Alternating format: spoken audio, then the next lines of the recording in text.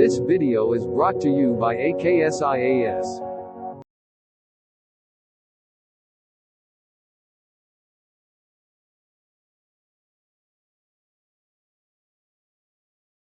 Enforcement directorate Sonia Gandhi Rahul Gandhi గారికి సంబంధించి national Herald case అనేటటువంటి దాన్ని ఎన్ఫోర్స్మెంట్ డైరెక్టరేట్ మరొకసారి తెరపైకి తీసుకొచ్చింది.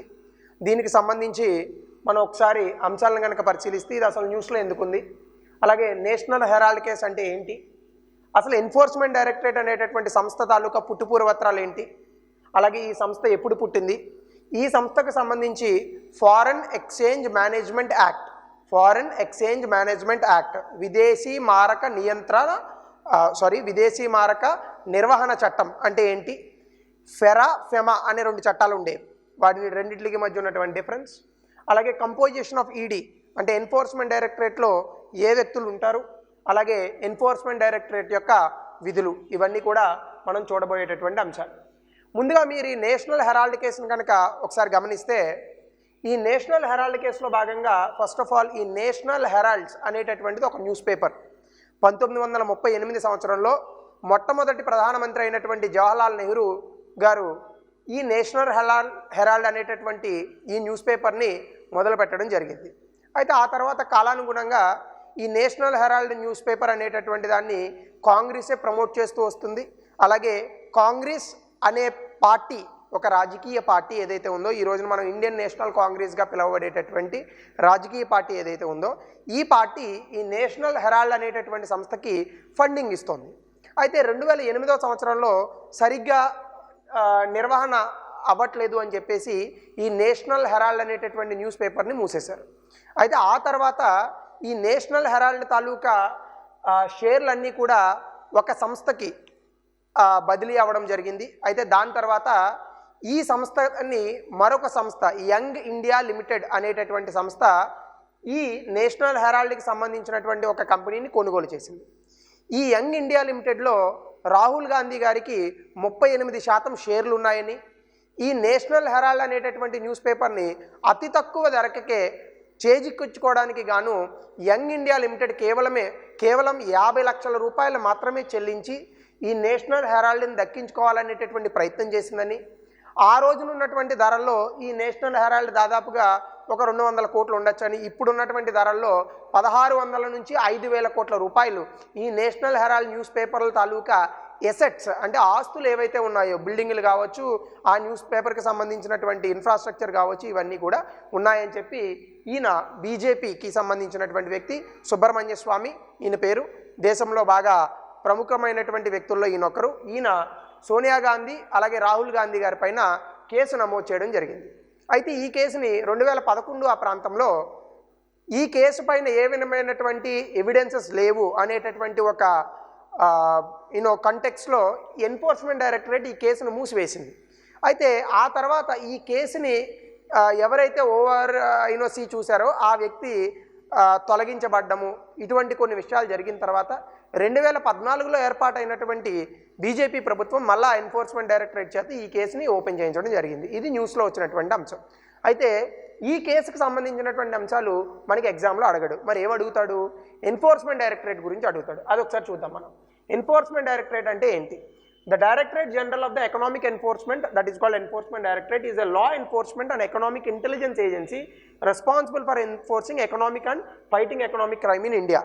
అంటే ఆర్థిక నేరాలు అలాగే ఆర్థిక పరమైనటువంటి విషయాల గురించి చేసినటువంటి చట్టాలు, ఇందులో జరిగేటటువంటి అవకతవకలు ఏవైనా ఉంటే వాటిపైన నిజ నిర్ధారణ చేయడానికి, వాటిపైన వచ్చినటువంటి కేసుల్ని దర్యాప్తు చేయడానికి మనకున్నటువంటి ఒక దర్యాప్తు సంస్థే ఈ ఎన్ఫోర్స్మెంట్ డైరెక్టరేట్ అనేటటువంటిది. ఇది కేంద్ర ప్రభుత్వం కనుసన్నల్లో ఉంటుంది. అంటే ఆర్థిక నేరాలను దర్యాప్తు చేయడానికి, ఆర్థిక నేరాలకు పాల్పడినటువంటి వ్యక్తులను శిక్షించడానికి గాను ఈ ఎన్ఫోర్స్మెంట్ డైరెక్టరేట్ అనేటటువంటి సంస్థని మనం ఏర్పాటు చేసుకున్నాం. అయితే దీని పుట్టుపూర్వత్రాలు కనుక మీరు ఒకసారి చూస్తే, దీన్ని మొట్టమొదటిసారిగా 1947లోనే మీరు ఫారెన్ ఎక్స్చేంజ్ రెగ్యులేషన్ యాక్ట్ అంటే విదేశీ మారక నియంత్రణ చట్టం విదేశీ మారక నియంత్రణ చట్టం. అంటే రూపాయలు డాలర్లు ఈ రెండింటికి మధ్య లావాదేవీలు ఉంటాయిగా, ఈ లావాదేవీల్ని నియంత్రించడానికి గాను 1947లోనే ఒక చట్టాన్ని తీసుకొచ్చాం. ఆ రోజుల్లోనే 1956లో ఈ చట్టం కింద ఉన్నటువంటి కొన్ని నియమ నిబంధనలను అమలు చేయడానికి గాను ఎన్ఫోర్స్మెంట్ యూనిట్ అనేటటువంటి పేరుతో ఒక సంస్థను తీసుకొచ్చాం. అయితే 1957లో ఇదే యూనిట్ని ఎన్ఫోర్స్మెంట్ డైరెక్టరేట్ అనేటటువంటి పేరుగా నామకరణం చేయడం జరిగింది.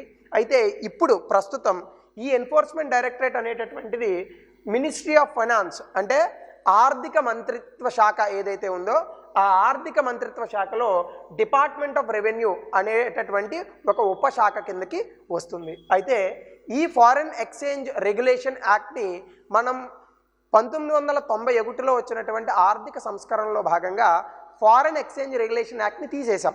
దీన్ని ఏం చేసామన్నా 1999లో వచ్చినటువంటి ఫెమాగా మార్చాం. అంటే మీరు ఇక్కడ ఒకసారి కొన్ని విషయాలను అర్థం చేసుకోవాలి. ఇక్కడ మీరు ఫెరా వర్సెస్ ఫెమా అనేటటువంటి రెండు విషయాలని మీరు అర్థం చేసుకోవాలి. ఒకటి ఫెమా, రెండు ఫెరా. ఈ ఫెరా అంటే ఏంటంటే ఫారెన్ ఎక్స్చేంజ్ రెగ్యులేషన్ యాక్ట్. ఒకప్పుడు 1990 ముందు మనకు ఉన్నటువంటి ఆర్థిక వ్యవస్థ అంతా కూడా క్లోజ్డ్ ఎకనామీ మాదిరిగా ఉండేది. జనరల్గా ఓపెన్ ఎకనామీ అంటే ఏ ఆర్థిక వ్యవస్థ అయినా ఎక్స్పోర్ట్స్ అండ్ ఇంపోర్ట్స్ ఎగుమతులు దిగుమతులు చేస్తే దాన్ని ఓపెన్ ఎకనామీ అంటారు. క్లోజ్డ్ ఎకనామీ అంటే ఎగుమతులు దిగుమతులు చేయనటువంటి ఆర్థిక వ్యవస్థ. నేను ఇక్కడ ఈ కంటెక్స్లో క్లోజ్డ్ ఎకనామీని వాడట్లేదు. ఏ ఆర్థిక వ్యవస్థ అయితే సోషలిజం కమ్యూనిజంకి దగ్గరగా ఉంటూ క్యాపిటలిజంకి కాస్త దూరంగా ఉందో వీటిల్ని కూడా జనరల్గా సాధారణ భాషలో క్లోజ్డ్ ఎకనామీస్ అని పిలుస్తారు. 1990 ముందు మనం తీసుకున్నటువంటి ఆర్థిక విషయాలు కానీ మనం చేపట్టినటువంటి ఆర్థిక సిద్ధాంతాలు కానీ మనం అమలు చేసినటువంటి ఆర్థిక చట్టాలు కానీ అన్నీ కూడా క్యాపిటలిజంకి దూరంగా సోషలిజం కమ్యూనిజంకి దగ్గరగా ఉండేవి. ఆ కంటెక్స్లోనే మనకి ఫెరా అనేటటువంటి ఒక చట్టం ఉండేది. అంటే మన దేశం నుంచి జరిగేటటువంటి ఎగుమతులు, మన దేశంలో చేసుకునేటటువంటి దిగుమతులు, అంటే వేరే దేశాల నుంచి తెచ్చుకునేటటువంటి దిగుమతులు, వీటిల్ని ఫ్రీ ఫ్లోగా చేసేవాళ్ళం కాదు, స్వేచ్ఛగా చేయనిచ్చే వాళ్ళం కాదు. దీనిపైన చాలా ఆంక్షలు పెట్టేవాళ్ళం. ఉదాహరణకి మీరు ఈ రోజున ఐఫోన్ కొనుక్కుంటున్నారు అనుకోండి, ఫ్లిప్కార్ట్లో ఐఫోన్ బుక్ చేస్తారు. ఎక్కడి నుంచి వస్తుంది ఐఫోను? అమెరికా నుంచి వస్తుంది. మీకు తెలుసా అది అమెరికా నుంచి వస్తుందని? చాలామందికి తెలియదు. మీరు ఇచ్చేటటువంటి రూపాయలు ఆర్బీఐ దగ్గర డాలర్లుగా మారి ఈ డాలర్లు ఐఫోన్ కంపెనీ అయినటువంటి యాపిల్ సంస్థకి బదిలీ చేయబడతాయి. ఇది అసలు మనకి తెలియకుండానే జరిగిపోతుంది. ఏది ఈ లావాదేవీ. ఒకప్పుడు ఇలాంటి లావాదేవీలను భారత ప్రభుత్వం నియంత్రించేది. ఈ నియంత్రణకు సంబంధించినటువంటి చట్టాన్ని మనం ఫెరా చట్టం అంటాం. అయితే ఈ చట్టాన్ని 1991లో వచ్చినటువంటి ఆర్థిక సంస్కరణలో భాగంగా మనం తొలగించాం. దీని స్థానంలో ఫెమా అనేటటువంటి చట్టాన్ని తీసుకొచ్చాం. ఫెరా విదేశీ మారకాన్ని నియంత్రిస్తే ఫెమా నిర్వహిస్తుంది. నియంత్రణకి నిర్వహణకి ఏంటి తేడా? మీకు రెగ్యులేటర్ అని ఉంటుంది ఇంటి దగ్గర. గ్యాస్ ఏం చేస్తుంది? అది ఏదర్ ఇన్ఫ్లో లేదా అవుట్ఫ్లో, అంటే ఏదర్ గ్యాస్ని ఆపేస్తుంది, రైట్, లేదంటే గ్యాస్ని అలౌ చేస్తుంది. దానివల్ల మనం వెలిగించుకొని వంట చేసుకుంటాం, రైట్. మేనేజ్మెంట్ అంటే ఏంటి? నిర్వహణ. ఎప్పుడూ ఫ్లో వస్తూనే ఉంటుంది. కింద రెగ్యులేటర్ కట్టకుండా పైన ఇంకోటి ఉంటుంది మనకు నాబ్ అని, ఆ నాబ్ని తిప్పుకుంటూ ఉంటాం. అది మేనేజ్మెంట్ అన్నట్టు. అంటే రెగ్యులేషన్ అంటే పూర్తి స్థాయి కఠినంగా ఉండేటటువంటి నియమ నిబంధనలు, రైట్. మేనేజ్మెంట్ అంటే నియమ నిబంధనలు కఠినంగా ఉండవు, సరళంగా ఉంటాయి. సో కాబట్టి ఇప్పుడు మనం తీసుకున్నటువంటి ఈ ఫెమా అనేటటువంటి చట్టం కాస్త సరళంగా ఉండేటటువంటి ఆర్థిక నియమ నిబంధనల్ని పాటిస్తూ ఉంటుంది. ఉదాహరణకి ఎగుమతులు దిగుమతులు స్వేచ్ఛగా జరగడానికి అవకాశం ఉంటుంది. సో ఈ ఫెమా కింద జరిగేటటువంటి ఆర్థిక లావాదేవీల్లో భాగంగా ఏవైనా లావాదేవీలు మనం తీసుకున్నటువంటి ఆర్థిక చట్టాలకు వ్యతిరేకంగా జరుగుతూ ఉంటే వాటిని ఇన్వెస్టిగేట్ చేయడానికి మనకు ఉన్నటువంటి బాడీయే ఎన్ఫోర్స్మెంట్ డైరెక్టరేట్. ఎన్ఫోర్స్మెంట్ డైరెక్టరేట్ మీకు చాలా విరివిగా వినిపిస్తూ ఉంటుంది. ఆంధ్రప్రదేశ్ చీఫ్ మినిస్టర్ అయినటువంటి శ్రీ వైఎస్ జగన్మోహన్ రెడ్డి గారి పైన కూడా ఈ ఎన్ఫోర్స్మెంట్ డైరెక్టరేట్ అనేక కేసులు పెట్టింది. దాదాపుగా ఒక 40 కేసులు ఎన్నో ఉన్నాయని చెప్పి ఎప్పుడు కూడా న్యూస్ పేపర్లో రాస్తూ ఉంటారు. సో ఇదే సంస్థ. అంటే మీరు చేసేటటువంటి ఏ ఫారెన్ ట్రాన్సాక్షన్స్, విదేశీ లావాదేవీల్లో అవకతవకలు ఉంటే దాన్ని ఇన్వెస్టిగేషన్ దర్యాప్తు చేసేటటువంటి సంస్థ ఈ ఎన్ఫోర్స్మెంట్ డైరెక్టరేట్. అయితే ఇందులో ఎవరుంటారు చూడండి. ఇన్వెస్టిగేషన్ ఏజెన్సీ అయినటువంటి ఈ దర్యాప్తు సంస్థలో వేరే దర్యాప్తు సంస్థల నుంచి ఉండేటటువంటి వ్యక్తులను కూడా రిక్రూట్ చేసుకోవచ్చు. ఉదాహరణకి customs and central excise department అందులో ఉన్న ఆఫీసర్స్ని నియమించవచ్చు, ఇన్కమ్ ట్యాక్స్ డిపార్ట్మెంట్లో ఉన్న ఆఫీసర్స్ని నియమించవచ్చు, అలాగే పోలీసు, అలాగే ఐఏఎస్, ఐపీఎస్, ఐఆర్ఎస్ ఇలాంటి వాళ్ళందరినీ కూడా ఇందులో వ్యక్తులుగా నియమిస్తూ ఉంటారు. ఎందుకు? వీళ్ళకి హ్యూజ్ అమౌంట్ ఆఫ్ నాలెడ్జ్ ఉంటుంది కాబట్టి వీళ్ళు దర్యాప్తు ఇలాంటివి చేయడం కూడా వాళ్ళకి ఈజీ అవుతుంది. అలాగే మీరు ఇక్కడ చూస్తే దీని తాలూకా విధులు ఏంటి అసలు? Investigating violations of FEMA laws and provisions, అంటే ఏవైనా ఈ ఫారెన్ ఎక్స్చేంజ్ మేనేజ్మెంట్ యాక్ట్ విదేశీ మారకపు నిర్వహణ చట్టం కింద ఉన్నటువంటి చట్టాలు లేదా నిబంధనలకు వ్యతిరేకంగా ఏ వ్యక్తి అయినా కూడా లావాదేవీలు చేస్తూ ఉంటే వీటిని పట్టుకునేటటువంటి బాధ్యత, ఈ పర్టికులర్ స్కాముల్ని బయట పెట్టేటటువంటి బాధ్యత ఈ ఎన్ఫోర్స్మెంట్ డైరెక్టరేట్. ఉదాహరణకి మీరు అందరూ శివాజీ సినిమా చూసే ఉంటారుగా, అందులో రజనీకాంత్ ఏం చేస్తారు? మన దేశంలో ఉన్నటువంటి బ్లాక్ మనీని అంతా తీసుకెళ్ళి ఒక వ్యక్తికి ఇస్తే వాళ్ళు 10 రూపాయల కాగితం సకానికి చింపించి ఈ డబ్బులన్నింటినీ అమెరికా తీసుకెళ్ళి అమెరికాలో డాలర్లుగా మార్చి మళ్ళీ అమెరికా నుంచి మన దేశానికి చిన్న చిన్న మొత్తాల రూపంలో ఆ మనీని వైట్ మనీగా తీసుకొస్తారు. అంతేనా? వీటిని మనం జనరల్గా మనీ లాండరింగ్ అంటాం. అలాగే మీకు హవాలా ట్రాన్సాక్షన్స్ అని కూడా పిలుస్తారు. చాలా సినిమాల్లో చూపిస్తూ ఉంటారు. మీరు ఎక్కడైనా హవాలా ట్రాన్సాక్షన్స్ చేస్తే ఒక 10 రూపాయల ముక్కని సకానికి చింపిస్తే ఇలా పాకెట్లో పెట్టుకోకుండా, మన పుష్ప సినిమాలో కూడా వచ్చింది కదా, ఇక్కడ ఇలా చేతిలో పెట్టుకుంటారు. ఈ సగం ముక్కను మీరు తీసుకెళ్ళిస్తే ఏ సగం ముక్కతో అయితే అది మ్యాచ్ అవుతుందో వాళ్ళకి డబ్బులు ఇస్తారు. వీటిలన్నిటి హవాలా ట్రాన్సాక్షన్స్ అంటారు. ఇంగ్లీష్లో దీన్ని మనీ లాండరింగ్ అంటాం. ఈ మనీ లాండరింగ్ లాంటి వ్యవహారాలను కూడా దర్యాప్తు చేసేటటువంటి సంస్థ ఈ ఎన్ఫోర్స్మెంట్ డైరెక్టరేట్. ఒకవేళ మీరు ఈ మనీ లాండరింగ్ లాంటి విషయాల్లో ఫెమా ప్రొవిజన్స్ కింద దొరికిపోతే మీరు ఎంతైతే మనీ లాండరింగ్ చేశారో దానికి 3 రెట్లు మీ పైన జరిమానాను విధిస్తుంది. రైట్?